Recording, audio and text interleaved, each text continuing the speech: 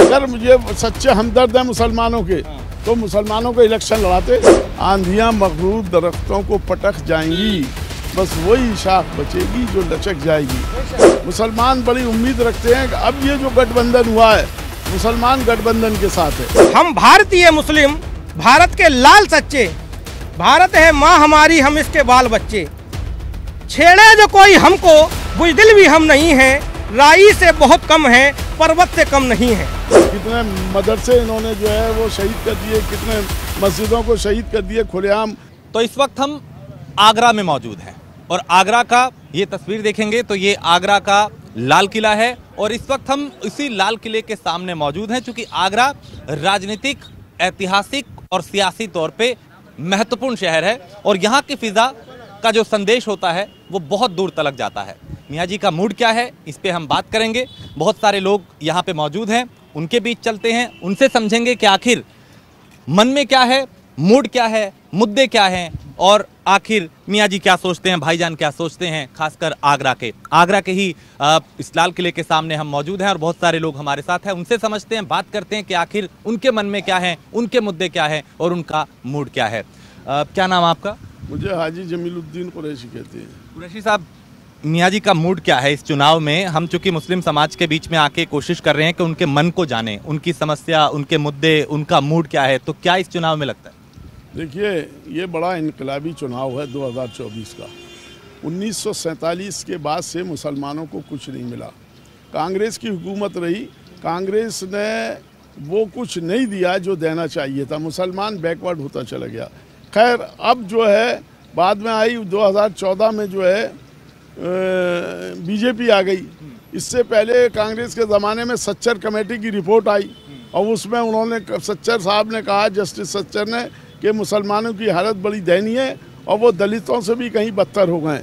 उसके बाद 2014 में ये आ गए जीत के बीजेपी और बीजेपी ने जो है नफ़रत के आधार पर मंदिर और मस्जिद के नाम पर जो है मुसलमानों को बिल्कुल अलहदा कर दिया, आप ये समझिए।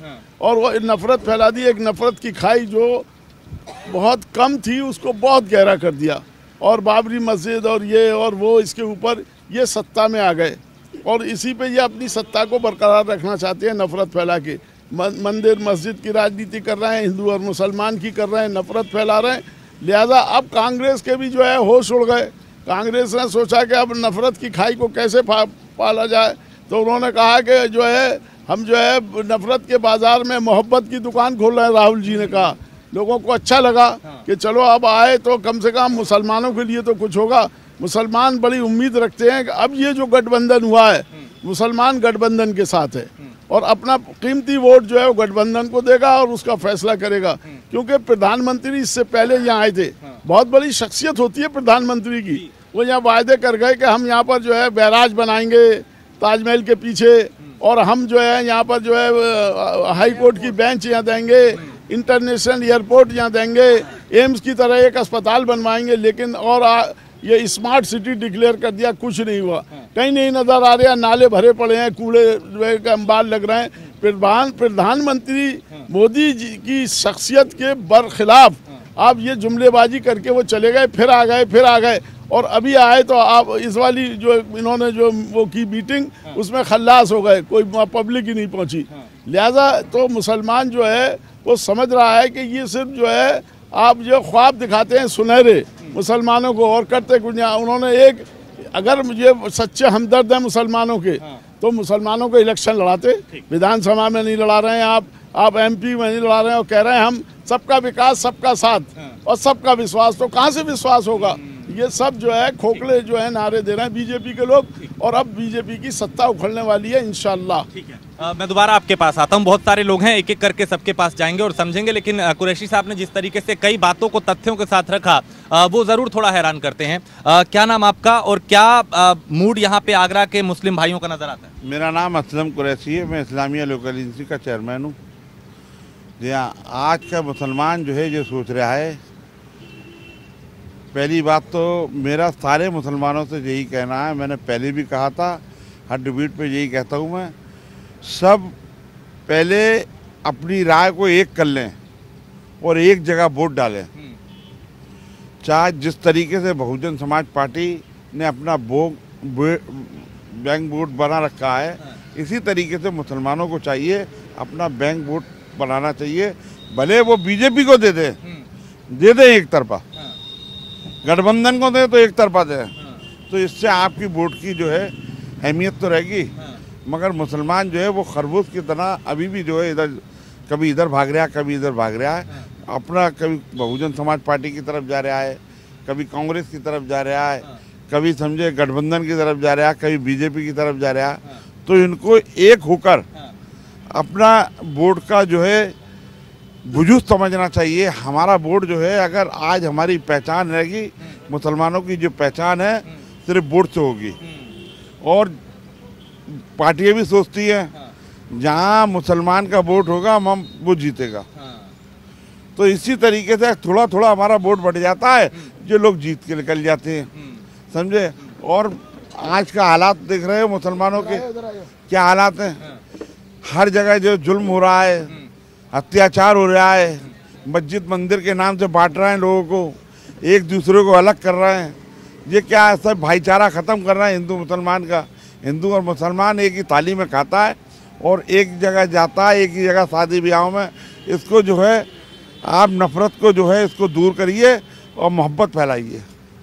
क्या कुरैशी साहब, क्या एक ये मैसेज है कि नफरत का माहौल है? क्या राजनीतिक पार्टियां इस तरीके से आप देख रहे हैं इस चीज़ को कि ये चीज़ें ज़्यादा हो रही हैं? अरे बहुत ज़्यादा नफरत तो इस कदर फैला दी है कि देखिए, जितनी आस्था इनकी मंदिरों से है, मुसलमानों की आस्था मस्जिदों से है, मदरसों से है। इन्होंने बुलडोज़र लगा के उनको जो है शहीद कर दिया, मस्जिदों को शहीद कर दिया। तो मुसलमानों के दिल पे जो है क्या बीतेगी, क्या वो अपने आप को असुरक्षित महसूस नहीं करेंगे?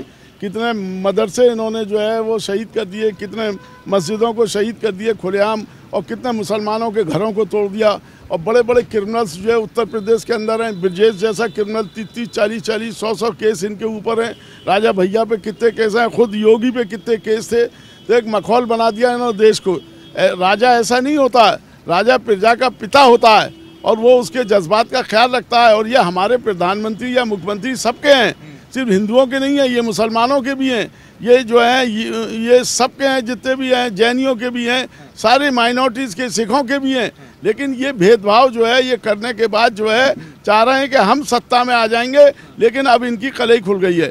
इन्होंने झूठ बोली, करोड़ों रुपया ये किले से कमा रहे हैं, करोड़ों रुपया ताजमहल से कमा रहे हैं, माइनॉरिटी को कुछ भी नहीं दे रहे हैं। आप ये समझिए देश के अंदर ये लूट मार हो रही है, सब खा रहे हैं, सरकार खा रही है, अधिकारी खा रहे हैं, लेकिन कहीं इनके जो है कान पे जू नहीं रेंगती है कि विकास के नाम पे कुछ हो रहा हो। इसलिए मुसलमान जो है ये चाहते हैं कि मुसलमानों का दमन करें, लिहाजा ये अब चलने वाला नहीं है। मुसलमान यूनाइटेड होगा, मुत्तहद हो गया है और वो जो है इनके खिलाफ वोट डालेगा, उसे गठबंधन को। देखिए यहाँ पे गठबंधन से नफरत भी इतनी और मेरी दीवारों से मोहब्बत भी इतनी, समझे। और नफरत भी कर रहे हैं और हमारी दीवारों से मोहब्बत भी कर रहे हैं। देखिए मूड यहाँ पे आप समझ रहे होंगे, और भी लोग हैं उनसे बात करते हैं और ये जानते हैं कि आखिर क्या और जो मुस्लिम समाज के मतदाता हैं वो क्या सोचते हैं, वो क्या कहते हैं। बहुत सारे लोग हैं, उन्हीं से बात करते हैं। क्या नाम आपका? मैं वसीम कलाम। वसीम भाई, क्या मूड यहाँ भाईजान का इस चुनाव में आगरा? असल में भाईजान का मूड कुछ भी हो, सबसे पहले मुसलमान को एक सामाजिक सुरक्षा की ज़रूरत है।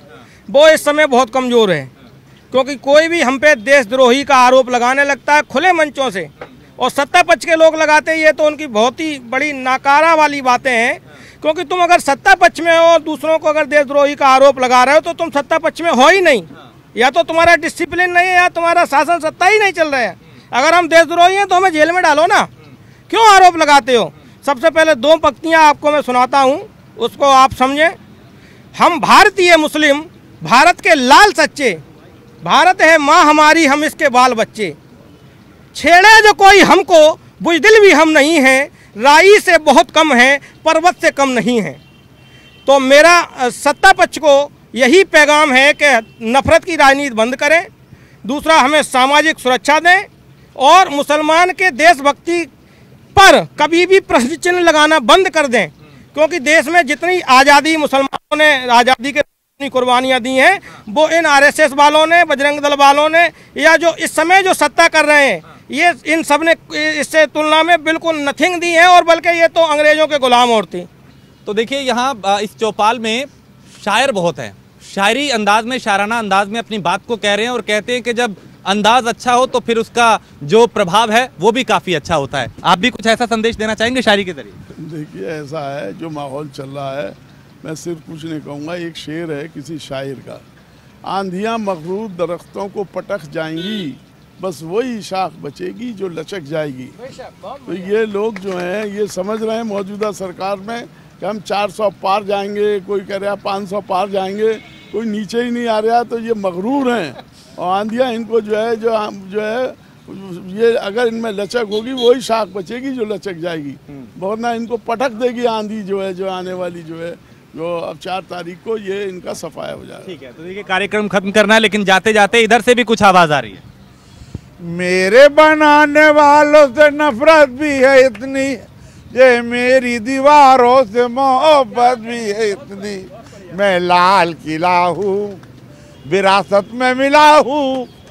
बहुत बहुत खूबसूरत। तो देखिए इस चौपाल में आपको बहुत कुछ मिला, बहुत सारे शेर मिले, बहुत सारे शायर आपको मिले, और मुस्लिम समुदाय के वो मतदाता जो ये तय करेंगे कि उनका मूड क्या है, उनके मूड को हमने जाना, उनके मुद्दों को हमने जाना।